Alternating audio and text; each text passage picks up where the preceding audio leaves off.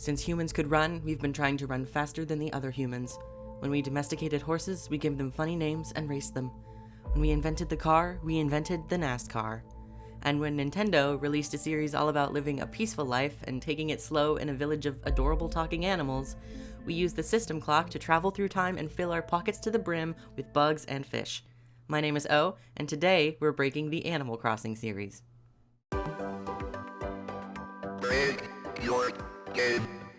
A podcast for speedrunners who dare to ask, why not?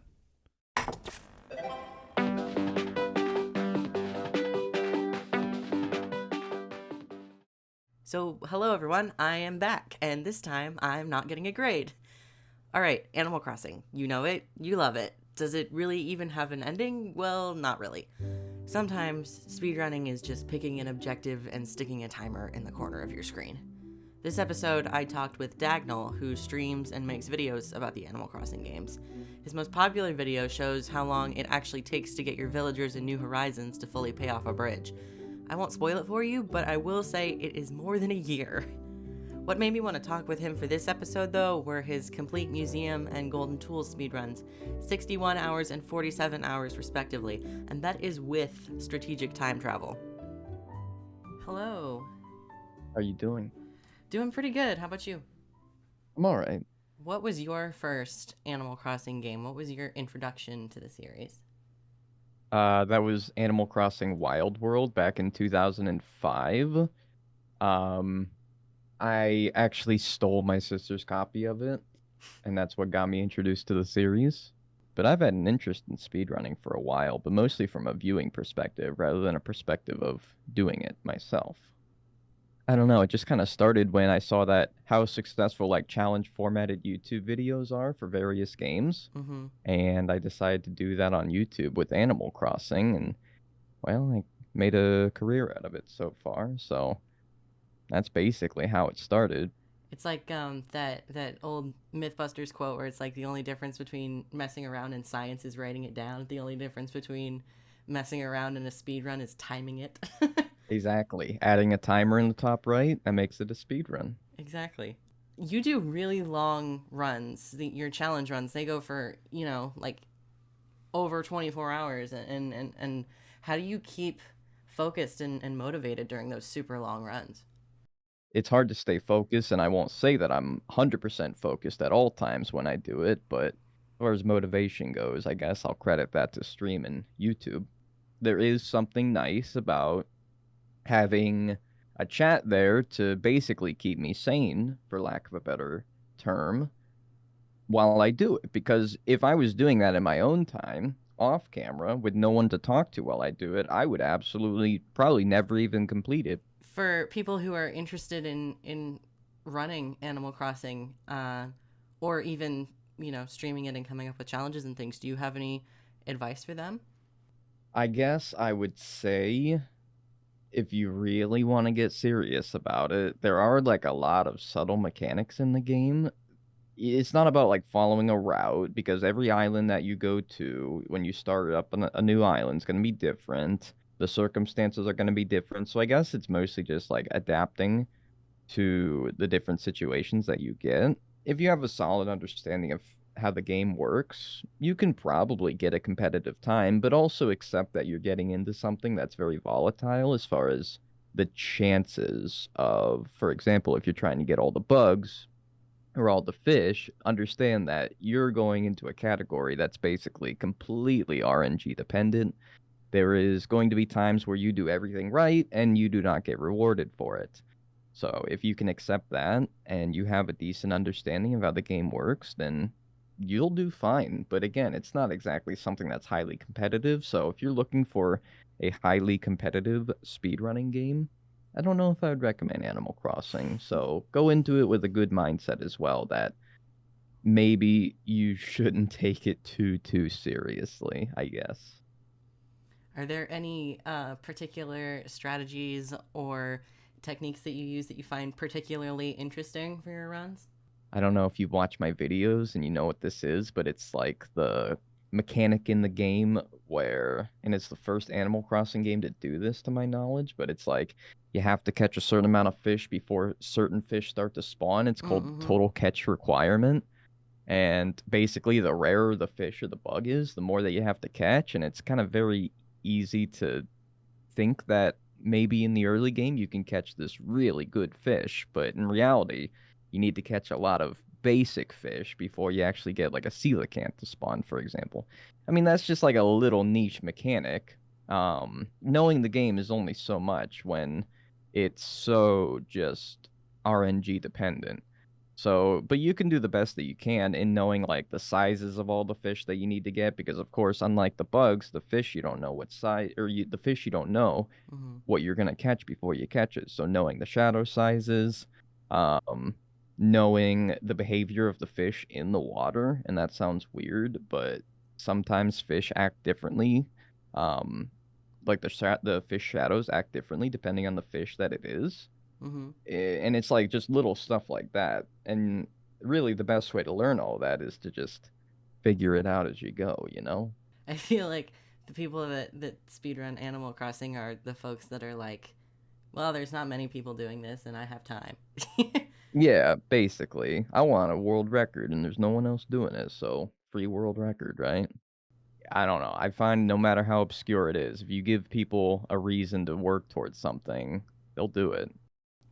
I mean, that's the thing, is that like you wouldn't think that there's much strategy to like these games like Animal Crossing, but it's like if you give people enough time and if they have the willingness to do so, they'll go kind of crazy with it.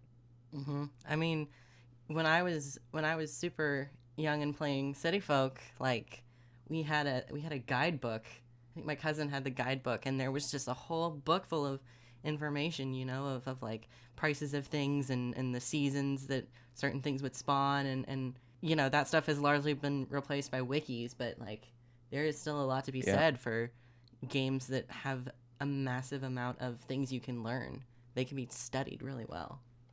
Yeah. And there are plenty of completionists out there too. Like I know that's a big hobby that some people have too, is getting their catalog as complete as possible. Yeah, and I actually keep getting requests to do the one where complete all the Nook Mile stamps in the game, and I'm like, please stop suggesting this. Do you know how long this would take? I Like, torture. Yeah, my personal file, I have all the fish and bugs and fossils, but I am not even close to getting all of those stamps. I mean, I don't know if people realize like how much you need to do. It's a Well, I lot. don't know. I think people hate me sometimes. Like they want me to suffer, dude. I don't know. How can we torture the streamer? Yeah, there you go. Do you have any favorite villagers? I know some people are very particular about their favorites. Very passionate. Yeah. I like Kid Kat and Cube because going back to Wild World, uh those are my boys in my Wild World town. Mm-hmm. I I mean, and I think that that's how a lot of people garner their favorite villagers is through older games. When you didn't really have a choice so much as you do in New Horizons over the control in which the villagers you have in your island. So you kind of had to make do with whoever moved in. And Kid Kat and Cube were in my Wild World town for the longest time. And I don't know, I just grew to like them more than anyone.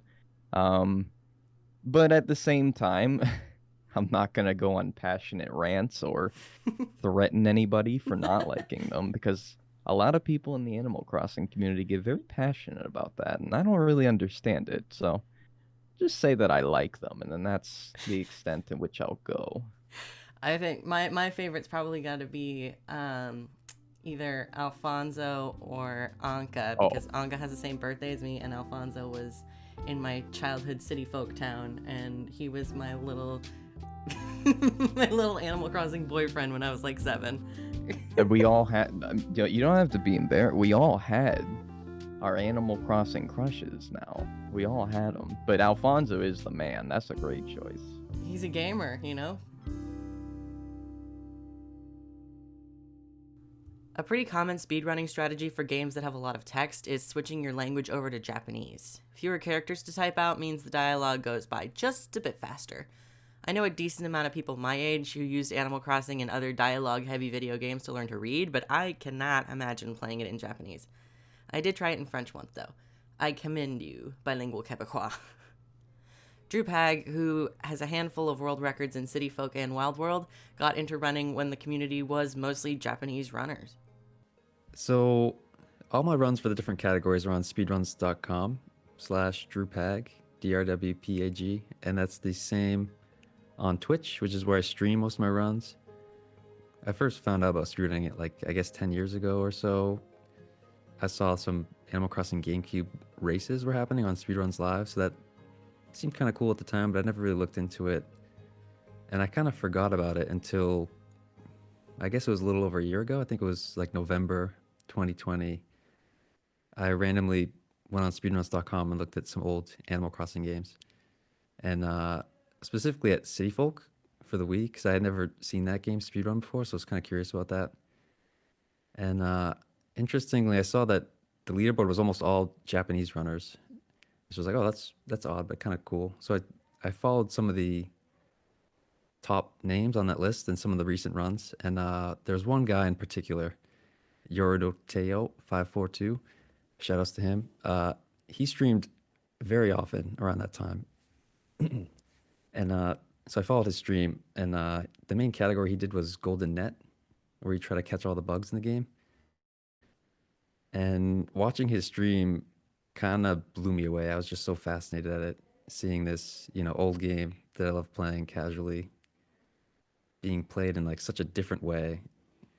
And so I was basically hooked on his stream. I watched pretty much all of his streams, and it quickly became my favorite stream, and it still is. But that really got me interested in trying it myself. So I watched his streams and runs for a month or two, and I finally asked in his chat for the checklist that he used for the bugs, and eventually tried it myself, and that was the start of it.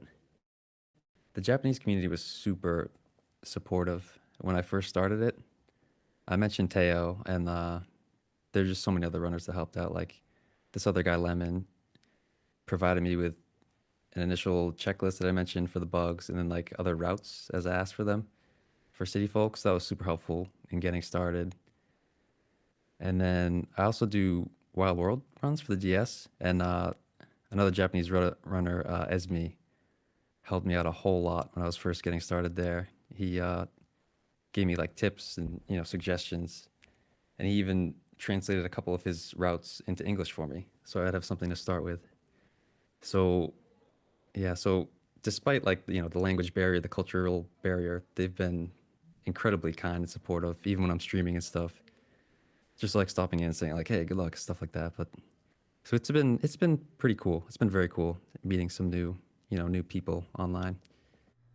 It wouldn't be break your game without some game breaking, right? Well, Wild World has you covered with its letterhead glitch. Basically, in Wild World, there's a way to like overflow the letter memory to get into your inventory, and basically you can put whatever item you want in your inventory. So that makes some of the runs really interesting using that letterhead glitch. For example, in Golden Net, you still have to catch all the bugs yourself, but within 10 minutes, you can have a net, a golden axe, a golden shovel, a hybrid flower, coconut, spoiled turnips in your inventory. So that makes a lot of that setup a lot easier. But other categories use the letterhead glitch, so it really opens things up and allows you to do a lot of different unique things that you would definitely never see in a normal playthrough. Well, you've made it through the crossing of the animals. It was a blast talking with these guys, especially as someone who played a lot of Animal Crossing both as a kid and today. This is your reminder to talk to your villagers and have a nice warm coffee with Brewster.